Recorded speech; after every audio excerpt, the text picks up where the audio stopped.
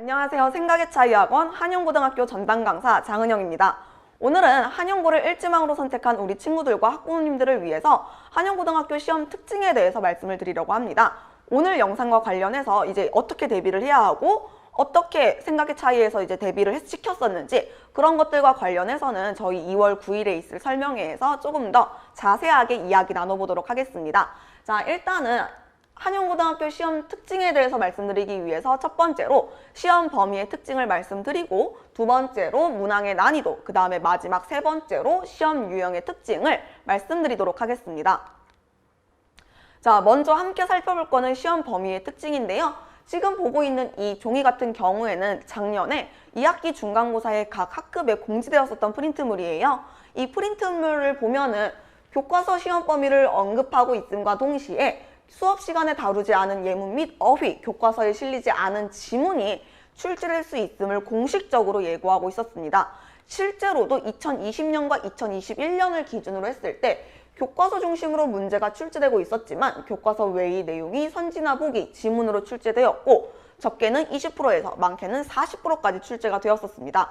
그래서 우리 친구들이 공부를 할 때에는 교과서를 중심으로 공부를 하되 교과서의 내용을 침범하지 않는 선에서 교과서 작품과 연계된 다른 지문들에 대한 학습도 함께 필요합니다.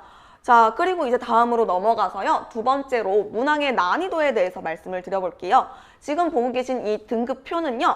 작년을 기준으로 말씀을 드리는 거예요. 자, 작년에 일단 1학기 중간고사 등급컷을 보시면은 1등급은 95, 2등급은 93이죠. 등급컷이 높죠? 이렇게 등급컷이 높으면은 아무래도 시험이 쉬웠던 거 아니야? 그럼 혼자 공부할 수 있는 거 아니야? 라고들 많이 오해를 하시는데 사실은 등급컷이 높다는 거는 그만큼 실수를 조심해야 된다는 것을 의미하기도 합니다. 실제로 1등급과 2등급 컷이 2점 차이였었기 때문에 요 한 문제 차이 혹은 서술형에서의 작은 실수 하나로 등급이 갈릴 수 있었던 시험이에요. 그래서 실수에 대비하는 연습과 훈련이 따로 필요했었던 그런 시험이었었고요. 자, 1학기 기말과 2학기 기말을 보시면은 이제 점수대가 확 떨어집니다. 1학기 기말고사에서는 85점대에서 1등급이 형성됐고 2등급이 무려 78점대에서 형성이 돼요. 그리고 2학기 같은 경우에는 학교에서 공식적으로 등급컷을 언급을 안 했어요. 그래서 추정한 등급컷이긴 한데 1등급 컷이 80 후반에서 90 초반이고 2등급 컷이 80점대 중반에서 형성이 됐습니다. 등급 컷이 확연히 내려갔죠. 자, 요 정도 등급 컷은 이제 난이도가 어려웠음을 의미하기도 합니다. 그리고 아이들이 시험 문제를 풀 때 심리적으로 굉장한 불안감을 느끼면서 문제를 풀기도 했었다는 것을 의미하는데요. 실제로 아이들이 문제를 풀 때 내가 푸는 게 과연 맞는 건지 잘 모르겠어요 하면서 푸는 친구들이 많았다고 얘기를 하더라고요. 그래서 이런 것들, 이렇게 심리적인 불안감들에 대해서도 아이들이 좀 해소를 할 수 있도록 평소에 조금 더 정확하게 공부하는 연습이 필요합니다. 그리고 마지막으로 2학기 기말고사 같은 경우에는 93점대 정도에서 1등급 컷이 형성이 되고 80점대 초중반에서 2등급 컷이 형성이 됐어요. 이 정도의 등급 컷은 이제 조금 평범한 난이도가 아니었나 라고 생각이 되지만 내용 자체는 2학기 기말고사가 가장 어려웠습니다.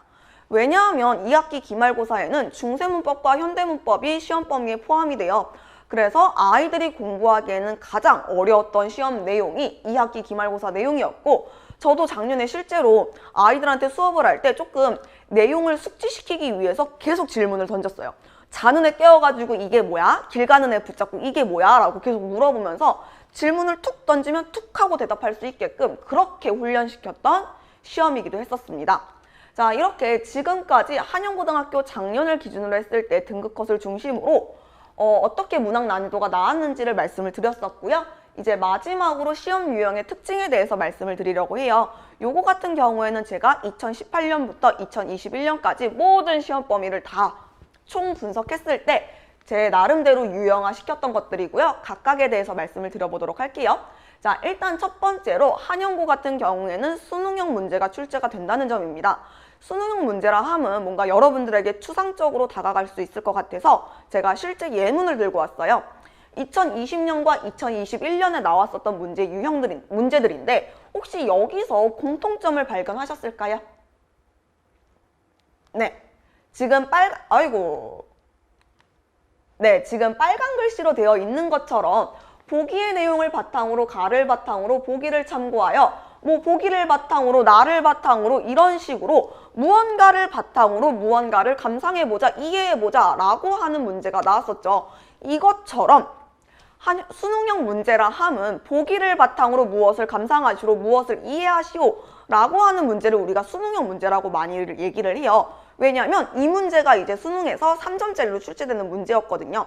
자, 어쨌거나 이런 문제들이 한영고에서는 정기고사 때마다 2문제 이상씩 출제가 돼요. 그래서 2문제 이상씩 출제가 되고 여기에 나와 있는 보기들은 아이들이 모르는 보기입니다. 한 번도 보지 못한 내용들이에요. 그렇기 때문에 우리 아이들이 공부를 할 때 평가 문제집이나 자습서를 푸는 것도 물론 도움이 되기는 하지만 그것보다는 보기 문제가 다양한 유형으로 꾸려져 있는 그런 과제물을 푸는 게 더 도움이 많이 됩니다. 실제로 저희 생각이 차이학원에서는 이런 경향성을 반영하여 과제물을 꾸리기도 했었어요. 자, 그 다음에 두 번째로 살펴보실 유형은 문학과 문법의 복합형 문제가 출제가 된다는 점입니다.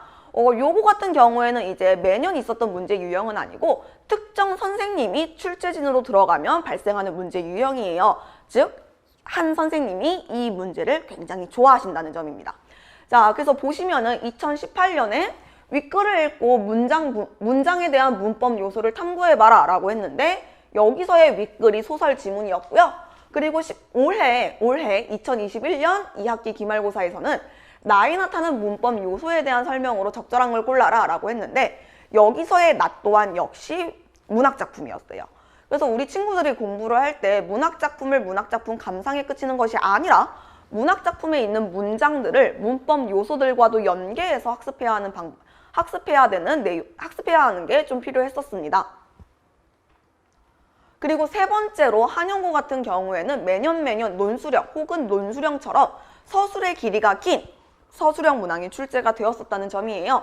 요거 같은 경우에는 특정 선생님의 출제 경향성이라기보다는 학교의 전반적인 문화 같은 것 같아요. 왜냐면은 작년에 저희 아이들이 저한테 말해주기를 교장 선생님이 논수령 문제를 출제하라고 했는데 선생님들은 논수령 문제 채점하기 힘들어서 논수령처럼 길이가 긴 서술형 문제를 출제할 거야 라고 언급을 하셨대요. 그래서 그런 점들을 토대로 봤을 때 하나의 경향성, 학교의 전반적인 경향성이 아닌가 싶습니다. 조금 특이한 거는 이제 1학기 기말고사였는데요. 1학기 기말고사 같은 경우에는 아예 논수령이라고 못 받고 나온 문제였어요. 그래서 8점짜리로 출제되었던 문제로서 일단 아이들이 봐야 했었던 보기도 3개나 됐었고 조건들도 서로 연계되어 있었기 때문에 그 연계성을 파악하면서 문제를 풀어야 했었거든요. 그래서 아이들이 실제로 문제를 풀 때 굉장히 어려워했었던 문제였습니다. 그리고 채점 또한 역시 촘촘하게 들어갔었기 때문에 실제로 4점 이상을 획득한 친구가 거의 없었다고 해요. 그래서 우리 친구들은 이런 것들에 대해서도 조금 연습을 하고 시험장에 들어가야 될 것 같습니다. 네, 그리고 네 번째로 한영고에서는 의외의 지문이 출제가 된다는 점입니다. 앞에서 설명드린 것처럼 한영고 같은 경우에는 외부 지문이 나올 수 있음을 아예 공식적으로 예고를 하고 있었어요. 그래서 그런지 외부 지문 자체가 조금 특이한 게 많더라고요. 예를 들어서 임화의 하늘, 김나영의 붉은 열대어, 김기택의 바퀴벌레는 진화 중처럼 아이들이 생전 처음 보는 지문을 실어 넣는 경우가 많았는데요. 이런 문제들이 보통 한 번의 정기고사에서 2문제 이상씩 출제가 되고 있었습니다. 특히나 김기택의 바퀴벌레는 진화 중이라고 하는 작품은 선지나 보기로 출제된 것이 아니라 아예 복합 지문으로 출제가 되었었기 때문에 난이도를 더 업시키는 문제이기도 했었습니다. 그리고 또 특이했던 외부 지문이 2학기 중간고사에 있었던 외부 지문인데요. 2학기 중간고사 같은 경우에는 형식은 교과서에 나와 있는 형식이긴 하지만 내용 자체를 다른 내용으로 갈아 끼워서 출제가 되었었던 문제였어요. 그래서 아이들이 뭔가 이거 공부 왜 했지? 모의고사 푸는 것 같잖아 라는 기분이 들 정도로 되게 조금 의외의 뜻밖의 내용이 출제되기도 했었습니다. 그래서 우리 한영고에 만약에 입학을 한다면 우리 친구들은 더더욱 교과서 내용을 중심으로 연계되어 있는 다른 작품들에 대한 공부도 함께 해야 합니다. 네, 그리고 마지막으로 한영고는 어휘와 사자성어 문제가 자주 출제가 된다는 점인데요.